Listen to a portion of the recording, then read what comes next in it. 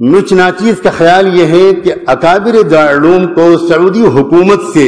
ایک سنجیدہ اور باضابطہ گفتگو کا آغاز کرنا چاہیے۔ میں خود سعودی عرب میں رہا ہوں اور اسی جامعہ اسلامیہ کا ایک طالب علم ہوں جہاں سے غیر مقلدیت کا یہ سارا مسئلہ پوری دنیا میں پھیلایا جا رہا ہے۔ 8-9 سال میرے وہاں گزرے ہیں۔ میں ایک بات عرض کرنا چاہتا ہوں، یہ صحیح ہے کہ رابطہ عالم اسلامی نے وہ تجویز پیش کی جو ہمارے حضرت محتم صاحب دامت برکاتہم نے اس کو نقل کیا، اس کے ایک حصے کو، اور یہ بھی صحیح ہے کہ سعودی حکومت کا اپنا مسلک جو علانیہ ہے وہ حنبلی ہے، اور یہ بھی صحیح ہے کہ وہاں کے بہت سے علماء کا مسلک کچھ اور ہے، لیکن اس حقیقت کا انکار نہیں کیا جا سکتا کہ غیر مقلدیت کے اس فتنے کو اصل میں ساری طاقت سعودی حکومت سے پہنچ رہی ہے۔ اس کو نظر انداز کیا جائے گا تو ہم فتنے کے جڑ اور فتنے کے سر چشمے کو کچلے بغیر ہم اس کے امتدادات اور اس کے تسلسل اور اس کے باہر پہنچنے والے اثرات ہی سے لڑتے رہیں گے۔ میں حوالے کے طور پر پیش کرنا چاہتا ہوں، سعودی حکومت کا جو شعبہ دعوت و ارشاد ہے اور اس کا جو شعبہ توعیت الجالیات ہے، اس کے حائل کے مرکز کے زیر اہتمام ابھی کچھ دنوں پہلے ایک تقریر کی گئی ہے، جس تقریر کی سی ڈی پوری دنیا میں لاکھوں کی تعداد میں پھیلائی گئی ہے۔ اس میں کہا گیا ہے، اس تقریر کا عنوان ہے کہ صرف قادیانی ہی کافر کیوں، اور پھر اس پوری تقریر کا خلاصہ یہ ہے کہ مرزا غلام احمد قادیانی بلا وجہ بدنام ہیں۔ ان سے پہلے اسی طرح کی کفریات حنفیوں اور صوفیوں کے بڑے بڑے بزرگ بک چکے ہیں، اور جن بزرگوں کے اس میں نام لیے گئے ہیں میں ان میں سے چند کے نام لیتا ہوں۔ اس میں پہلا نام لیا گیا ہے، پہلا اگر کہنا مشکل ہو تو میں کہتا ہوں اس میں ایک نام ہے ملا علی قاری کا، دوسرا نام ہے امام ربانی مجدد الفسانی کا، تیسرا نام ہے نابغ عصر حضرت مولانا رشید احمد گنگوہی رحمۃ اللہ علیہ کا، چوتھا نام ہے شیخ الحدیث حضرت مولانا محمد زکریا صاحب کا، اور آخر میں کہا گیا ہے کہ پوری جماعت دیوبند قادیانیوں کی طرح کافر ہے۔ یہ تقریر سعودی حکومت کے سرکاری وزارت مذہبی امور کے شعبے دعوت و ارشاد اور توعیت الجالیات کی طرف سے پوری دنیا میں تقسیم کی گئی ہے، اور دہلی میں تنظیم اہل حدیث کی طرف سے وہ تقریر یہاں ہندوستان میں پھیلائی جا رہی ہے۔ ایک اور رسالہ ہے جس کا نام ہے کیا علماء اہل دیوبند اہل سنت والجماعت ہیں، یہ رسالے کا عنوان ہے، کیا علماء دیوبند اہل سنت والجماعت ہیں۔ اس کے مصنف ہیں کوئی جناب توصیف الرحمن راشد صاحب۔ یہ رسالہ بھی سعودی عرب کی وزارت مذہبی امور کے تابع شعبہ دعوت و ارشاد اور توعیت الجالیات سے شائع ہوا ہے۔ اس کا ایک جملہ نقل کرتا ہوں خاکم بدہن،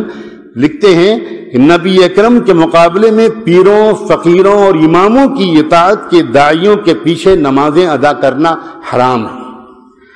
اور آگے لکھتے ہیں کہ ائمہ اہل سنت ان کو مرتدین میں شمار کر کے انہیں واجب القتل قرار دیتے ہیں۔ میں بہت زیادہ وقت نہیں لینا چاہتا، میرا اس موضوع پر تھوڑا سا مطالعہ رہا ہے۔ یہ فتنہ اصل میں چلایا کیوں جا رہا ہے؟ یہ چلایا، حضرت مولانا ارشد میاں نے دامت برکاتہم نے بھی اشارہ کیا تھا کہ سب سے زیادہ بے چینی امریکہ میں ہے۔ اصل میں یہ چلتی ہی رہا ہے فتنہ امریکہ سے۔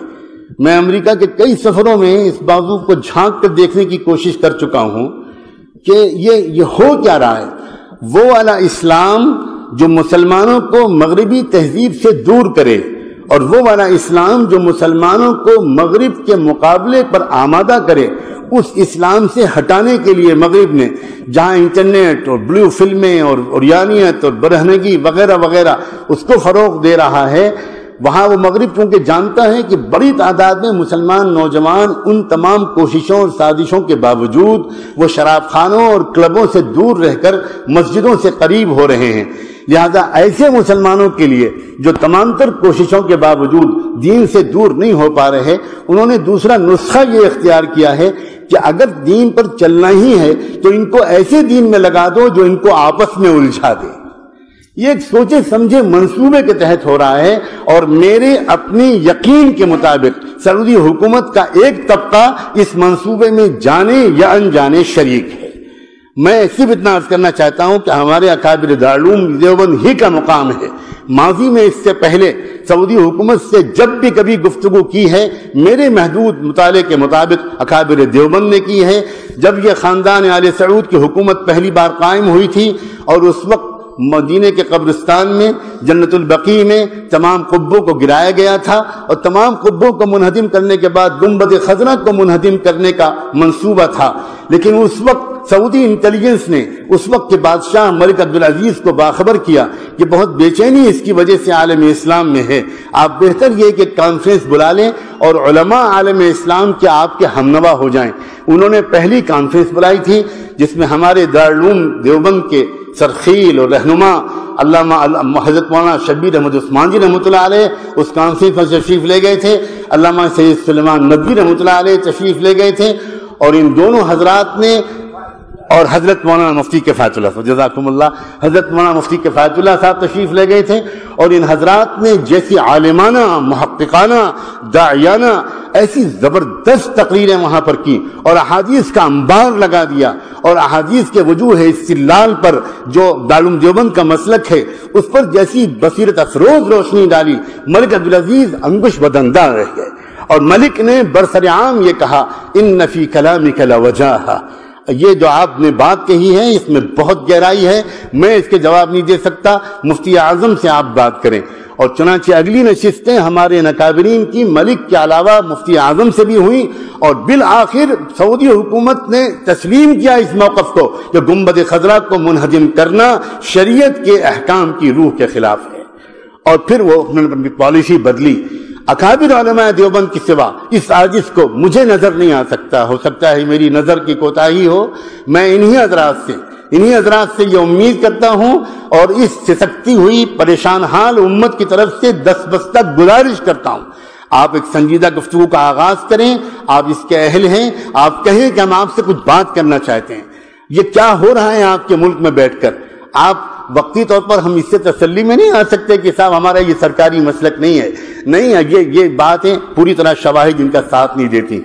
ایک تو میری تجویز یہ ہے، تیسری ایک تجویز یہ ہے کہ مجھے یاد آتا ہے، مجھے اس وقت حوالہ تو یاد نہیں آ رہا، میں اس وقت سفر کے دوران سے یہاں پر آیا ہوں، نواب چتاری کا ایک دورہ کرایا گیا تھا برطانیہ کا، اور برطانیہ کے اس سفر میں انہوں نے ایک خفیہ ادارے کو دیکھا تھا جو شہری آبادی سے دور جنگل میں انگلینڈ میں چل رہا تھا، جہاں انگریزوں کو فقہ و حدیث پڑھائی جا رہی تھی، تفسیر و قرآن پڑھایا جا رہا تھا، اور انگریز لوگ داڑھی اور عمامے میں ملبوس وہاں پر تھے، ان میں سے ایک بھی کوئی مسلمان نہیں تھا، وہ سب یہودی اور عیسائی لوگ تھے۔ نواب چتاری یہ دیکھ کر حیران رہ گئے تھے۔ اس وقت ان سے کہا گیا تھا یہ ہم اس لیے تیار کر رہے ہیں تاکہ یہ لوگ علماء بن کر عالم اسلام میں پھیلیں گے اور وہاں تشویش انگیز مسائل کو ابھار کر مسلمانوں کی طاقت کو منتشر کریں گے۔ میری ایک درخواست ہے، جب دارالعلوم ایک نئے عزائم کے ساتھ اس میدان کا بھی مقابلہ کرنے کے لیے اترتا ہوا نظر آ رہا ہے، آپ بڑی آسانی کے ساتھ